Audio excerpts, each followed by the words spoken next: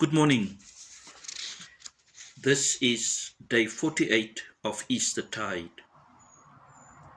Words from Acts chapter 2 verse 3.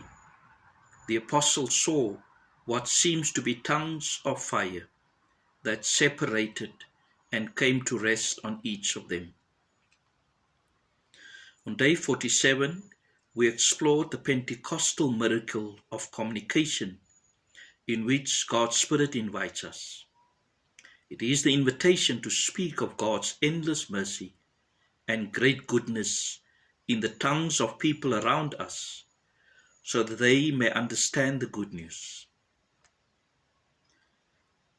We are called today and to see how we can get involved into this divine miracle. Trevor suggests that this miracle of communication helps us see others in a clearer and deeper way. In a deep sense, this is what happens for those early disciples. The Holy Spirit makes possible a fresh awareness of other people, and as a result, they can communicate more effectively. The Holy Spirit continues to do this each day.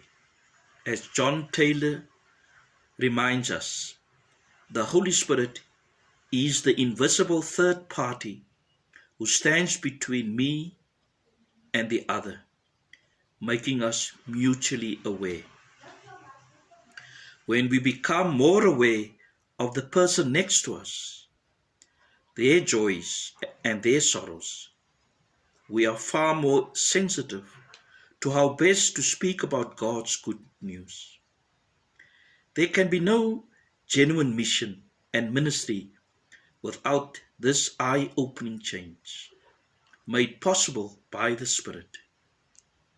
Strikingly, in the first miracle recorded after Pentecost, a new way of seeing plays a big role. When Peter heals a man crippled from birth, we read, Peter looked straight at him, as did John. Then Peter said, "Look at us." Acts 3 verse 4. Perhaps the one word that describes this Spirit-given awareness is empathy.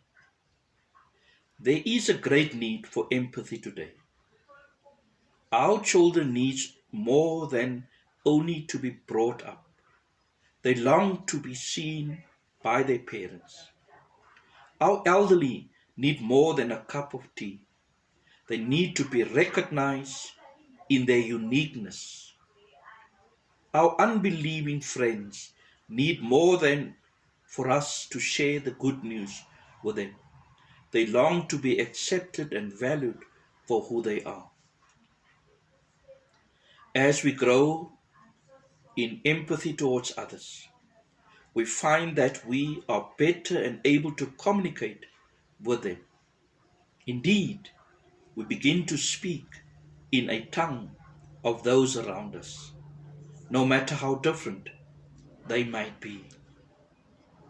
How appropriate is this during this time of the pandemic,